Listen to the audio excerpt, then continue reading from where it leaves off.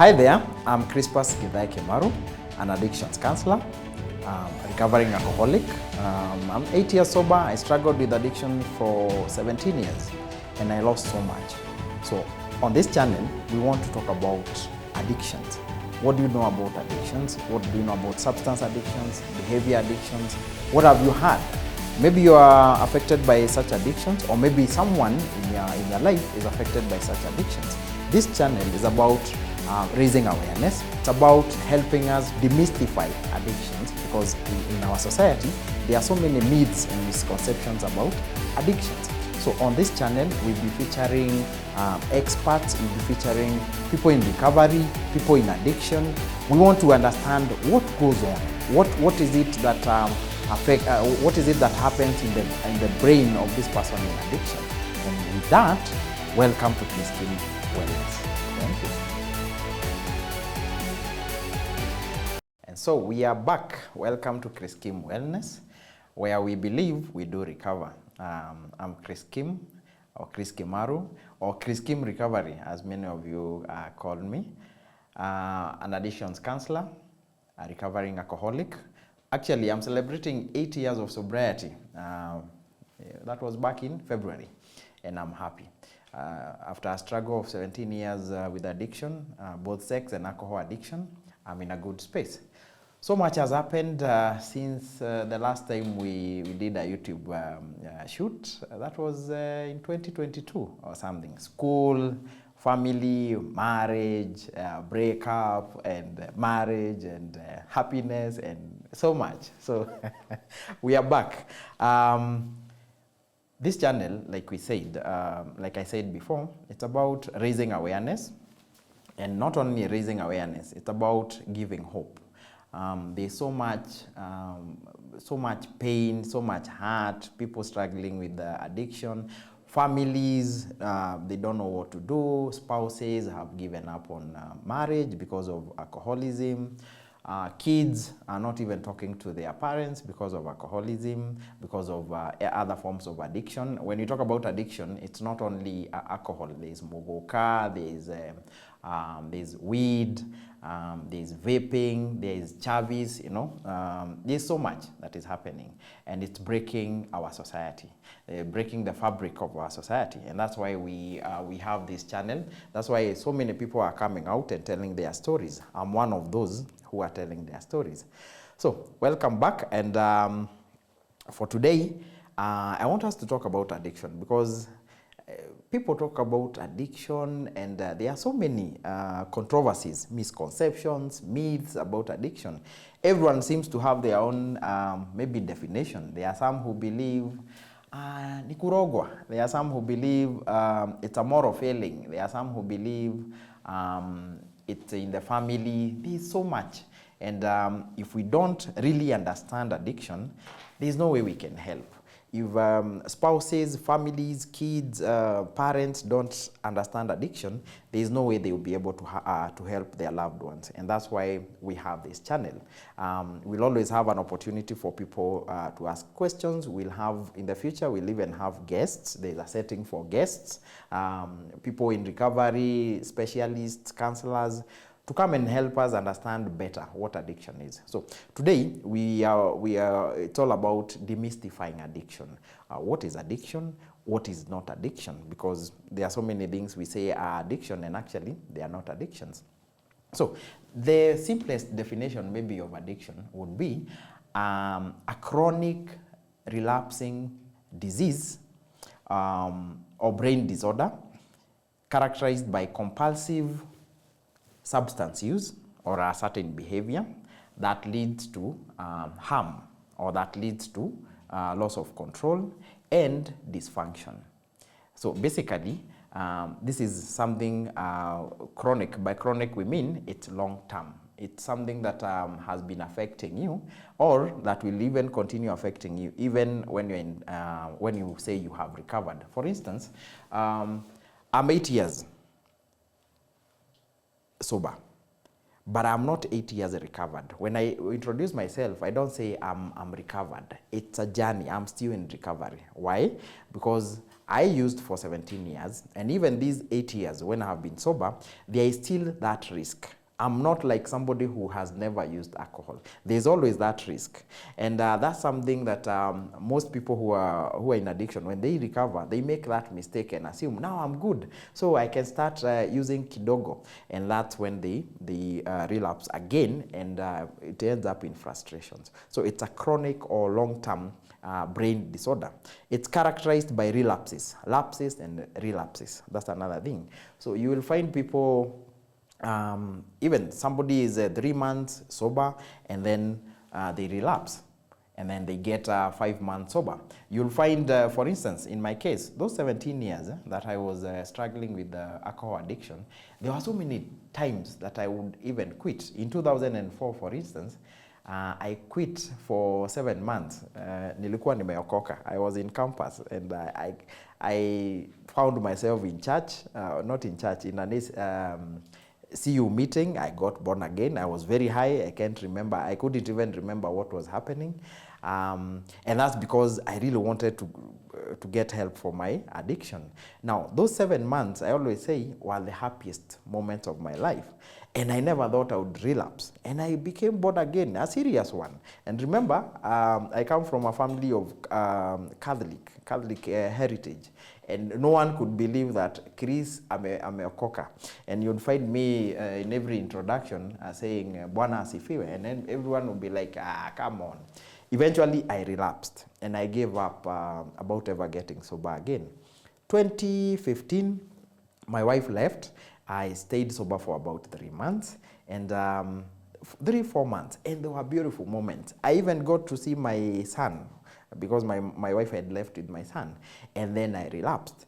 And every time I talk to people in addiction, they always tell me, Chris, I've even quit. Once I even quit for 2 years, and then I relapsed. So when we talk about addiction, we are talking about a substance use disorder which you have struggled with for a long time. Sometimes you relapse, sometimes you stay sober.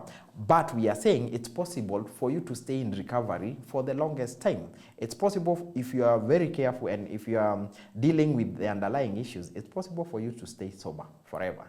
For instance, in my case, I believe that I'm working my recovery journey. I'm working on those things that made me keep going to drinking. I'm staying sober, not because I have a strong will, but because I have worked on those, I keep working on those underlying issues. Self-esteem, low self-esteem, anger issues, resentment, lack of confidence, and so many other things. So even for you who is there and you have been relapsing, this is a message of hope that it is possible for you to stay sober for the longest time without ever thinking of relapsing. Okay, you just have to make some sacrifices. So it's chronic, and then it's characterized by relapses. And then something else that comes up when we are talking about addiction, it's the impaired control, loss of control. Anyone in addiction, every time I talk to people, they tell me, Chris, I don't think I'm addicted. I can stay sober for a few days. I have control. But you always, if I ask them, can you stay sober? Why can't you stay sober for two months? Why can't you stay sober for 3 months? Why do you keep going back? And that's where the loss of control comes in. You see, over time, alcohol or any substance, any psychoactive substance, changes your brain chemistry, changes the brain's reward system, such that you need that drink, you need that joint, you need the chavis, you need the vape. Over time, you are not even controlled. So you'll go to a bar and say, I just want to have 2 drinks. I'll just have 2 cups of keg. And then I go home. And maybe you only have 500 shillings. But the moment you walk into that bar, you don't know what happens. You will use the 500 shillings, and then you'll end up even borrowing more. You'll end up even giving up your phone. You know, the way you leave the phone at the cashier, at the barmaid's office, so that tomorrow you'll come and pay back the money. That is the loss of control we are talking about. There are people who have control over their alcohol use. For instance, you'll see somebody coming every day to the bar and taking 2 drinks or even 1 drink. There are days they will even come to the bar and only take even nothing. They will watch the game, watch Man U being beaten, and then go home comfortably. That is, they have control. In my case, for instance, and for many other people in addiction, if you go to the bar, unaenda kulewa, like you literally want to get splashed and kabisa, you want to get drunk. And you don't have control. You don't know whether you want to use 2,000 or whether you want to use 10,000. Actually, by tomorrow morning, you'll not even have an idea of how much money you have used. That is loss of control. Sometimes I used to tell myself, I don't want to drink today. I'll even promise my mother or even promise my fiancé at that time that I don't want to I'm not drinking today. I'm just watching the Arsenal game as we get beaten, and then I'll come home. And then I'll be calling her at 4 a.m., telling her I don't even know where I am, and maybe I'm even in a police cell. That is loss of control. So that is something else that characterizes addiction. So if you are in that state where you think you are in control, but every time you keep making mistakes, you keep finding yourself in situations caused by that impaired control, it's time maybe to start thinking about your substance use. Addiction is also characterized by something else, drinking or using substances despite the consequences. So you have been in a cell because of alcohol use or because of marijuana use or because of another substance. You have been arrested, or maybe you have even gone to jail because of a substance, yet you keep using. Okay, so you are using despite the consequences. You have lost money. Money meant for school fees, money meant for your mother's hospital bill, money meant for your kids' food. You have used such money. You have lost such money in the bar, and you got into fights with your wife has even left, your kids don't even talk to you, or maybe your spouse has even filed for divorce, or you have even separated, yet you keep using. So basically, there's the loss of control, and now you are using despite the consequences. I remember, if I were sharp enough, if I were in control, I would have quit alcohol kitambo sana, maybe in campus, because it was causing so much pain. I started sleeping outside. I remember in Moi University 2002, nilijipata kama nimelala outside the library, Margaret Thatcher. While the other students were going to class, I was outside sleeping in the rain. And you know, Eldoret, Rift Valley, there is a lot of rain. I was out there. I would get sick so many times because of the alcohol. And I remember my spouse back then telling me, every morning asking me, na Chris, utakunywa tena? Namwambia, sitawahi kunywa. I'll never, because of the pain. I got to a point where you vomit, and you vomit even bile, yellowish stuff with the blood in it. Yet, I would find myself in a bar. I had lost money, so much money. My salary, even when I was working at Safaricom, would not even last 3 days. So I remember one time I went to the HR at Safaricom, and I was asking for advance. And then everyone looked up at the office, because you're asking for advance after 2 days. So I had to lie that my mom was sick and, you know, such kind of stuff. So I remember even lying about my mother dying because I wanted money from someone. I had lied about my father being sick. I had lied about my kid, my own child, being sick for my sister to give me money. So you are drinking despite the consequences. I sold my laptop. I sold my ex-wife's laptop. I sold stuff in the house. Why? Loss of control and drinking, using despite the consequences. That is what addiction is. Okay, there are people who will use alcohol, for instance, but they can't even sell their phones. I would not last a day or even 3 days with a phone, because for me, phone was currency. Phone was a phone, whether it's a 500 shillings phone or a 20,000 shillings phone, was always currency. If I needed alcohol, anything, even shoes. I remember when I was teaching in Nyeri, One time, I always tell this story.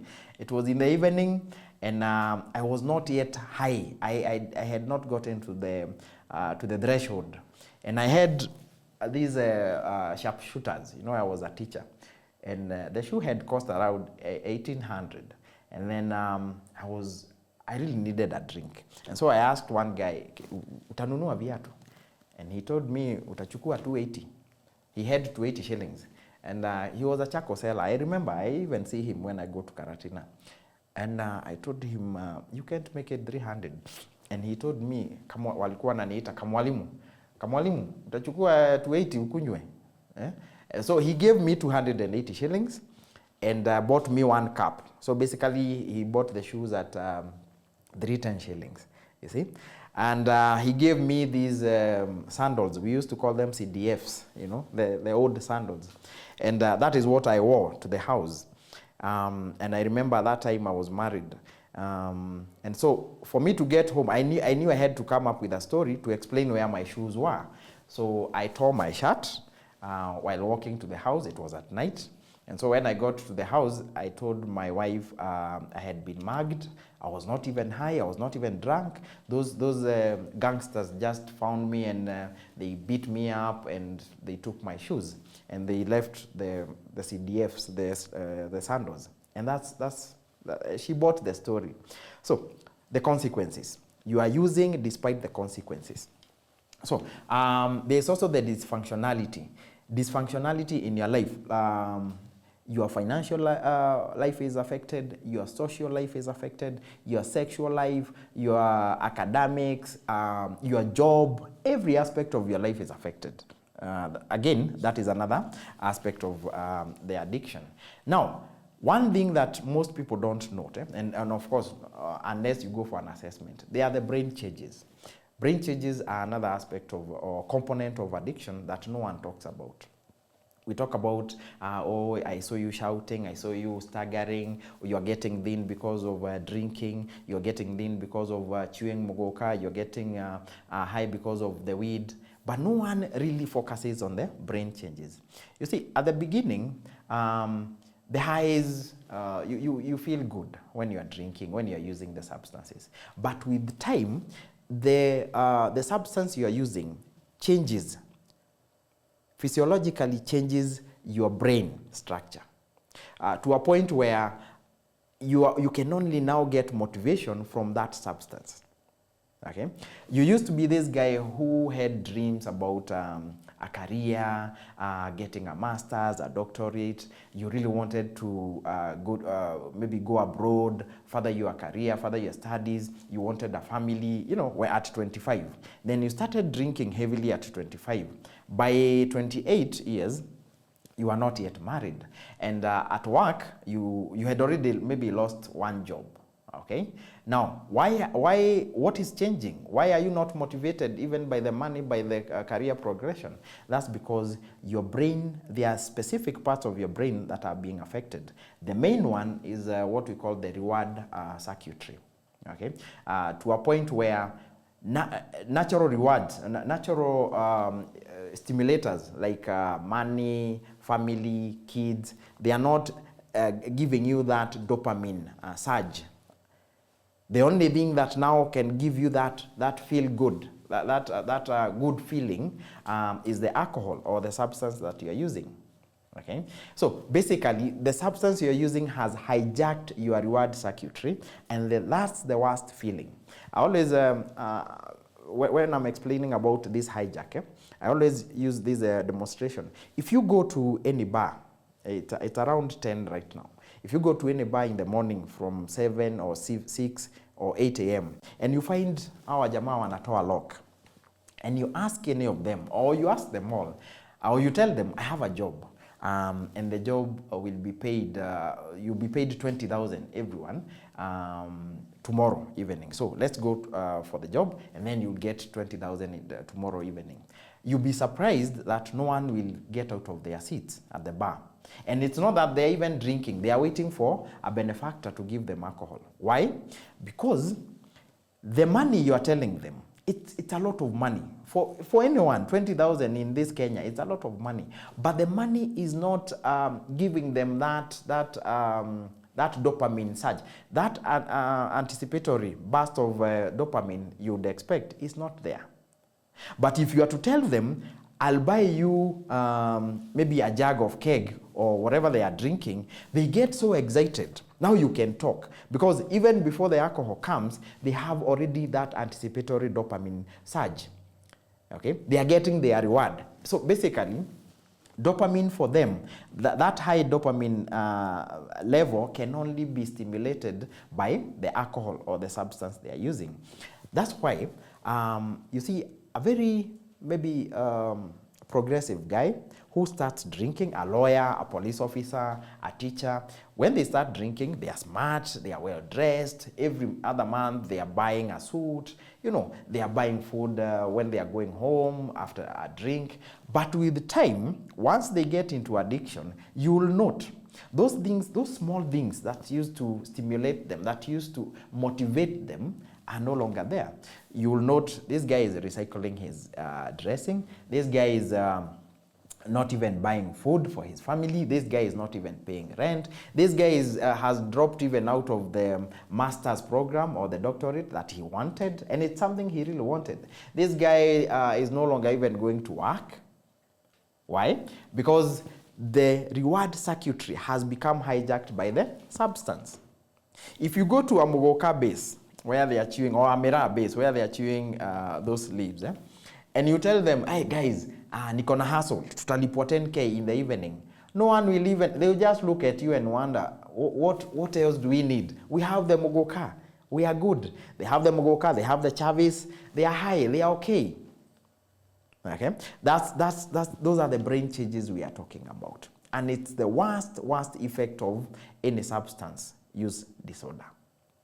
We never talk about it, but it's like we said, we are demystifying addiction. So when parents ask us as addictions counselors, they ask us, what happened to my son? Why can't my son? Imagine, he was told by the doctor to stop drinking. He was told by the employer that he's going to lose this job, and he still continued drinking. Parents don't understand. Spouses don't understand. The society doesn't understand that this guy, your loved one, would really love to keep that job. They would not like to die because of their liver. But they have gotten to a point where the cravings, which are the other aspect of addiction, the cravings, the compulsion, the loss of control have taken over. The alcohol has taken over, has hijacked their brain. So you are talking to somebody who now has a mental or a brain disease, and it's a chronic one. So families will go for all these other solutions. They will pray for this guy, which is good. They will call elders to talk to this guy. They will call aunts and uncles. They will call village elders and everyone else to talk to this guy. But you see, what they are addressing is a moral issue. They are addressing the this as a moral issue. They are addressing addiction as a moral issue. Yet, from what we have seen here, it's a what? It's a brain disease. And that's why psychological help is required. Okay? So the cravings, when you have these vortex of issues, the cravings, the compulsion, the loss of control, the brain changes, it becomes almost impossible for someone to get out of addiction through personal will. I'm telling you, for anyone who has been in addiction, when the alcohol is out of the system at 3 a.m., at 4 a.m., hakuna mtu hasemangi sitawahi kunywa tena. Because the alcohol has taken so much from you. The alcohol has caused so much pain. And at that point, no one can believe you. If you are to tell somebody, I don't want to drink, it's not that I want to drink. My wife, my husband, it's not that I want to drink. Dad, mom, it's not that I love messing up. But no one will believe them. When they are in that state, and I remember I was in that state, I used to say, I don't want to ever drink. Mungu nisaidie tu, leo nisikunywe. But because of the brain changes, because of your brain is now demanding, it's demanding. That's why you are shaking in the morning. You are shaking in the morning, you are sweating, you are so agitated. For me, I used to have tears dropping down my eyes. It was so bad. I had to have a drink. It didn't matter whether it's changa, whether it's moratina, whether it's busa, whether it's keg. I really had to have a drink. And once I took the drink, no, this is coffee. Once I took the drink, everything would settle down. I would calm down. Now, I could talk to my dad, I could talk to my wife back then, I could talk to anyone. But without having that drink, there was no way I was going to have a conversation. So, it's not that your loved one wants to mess you up. It's only that the brain changes are forcing them to have that drink. And if they don't have that drink in the morning, if they don't smoke weed, if they don't use the chavis, the discomfort is so severe. It's so severe that they will become dysfunctional. It's possible for some of them to even have withdrawals, such severe withdrawals that they end up in an emergency room in hospital. Okay, so the shaking, the convulsions, all those are withdrawals. Why? Because now the brain is dependent. The brain is dependent. This is what we call physiological dependence on the substance. Okay. So what am I saying? I know as families, as spouses, as parents, as society, we have talked about addiction. We understand addiction in a different way, as a moral failure. Some of us maybe say it's nikurogwa, it's a cultural thing. There are so many misconceptions. But from today, as we continue having this conversation, can we start looking at it from this medical point of view, this psychological point of view, that your loved one would really love to quit? I know they have lied to you. I know they have talked to you again and again, and they have said they want to quit. But I'm telling you, I remember talking to my mom. Nilikuwa mpaka napiga magoti. And I'm telling mom, mimi sitaikunywa tena, mom. Mzae singemkaribia, but mom, I would call my sisters using a borrowed phone. Sis, mimi sitaikunywa tena. Hata saa hizi niko nje ya church. I'm going into the church. I'm getting born again. Of course, it would be maybe the 30th time I was getting born again, but I would convince them. And I'm doing this, I mean it, but I also want something from them because of the discomfort I told you about. The discomfort was so severe that hata kama anitumie 250 bob or even 100 shillings, then I would drink, and then, of course, I would forget about getting born again. Oh, there are cases where I would even get born again. I was telling my fiancée the other day that I would get born again so many times, not because, yes, I needed help, but most of the times I would get born again and ask for money from the pastor because I would guilt trip them. I would tell them, yes, now nimeokoka, but sasa unajua kwangu hakuna chakula, I need some food, or hata sina fare, mi kwetu hata mi nakaa Kahawa West, and at that time I'm in Duai. So they would then end up maybe giving me 200 shillings. And after getting the 200 shillings, I would go to the keg bar directly. Okay? So that is basically addiction in brief. There are so many issues associated with addiction, but I just wanted to break it down for us to move away from the moral point of view or viewing addiction as just a spiritual or moral point of view, and maybe also looking at it from a medical point of view. And guys, with that, I have come to the end of this session, and I hope now we understand what addiction is. Next, we are going to address something that most guys ask me. Am I addicted? Am I an addict? Am I an alcoholic? Chris, mi sikunywangi sana. Mi sioni kama ni addict. I don't think I'm an addict. So, till next time, Chris Kim, Recovery, as usual.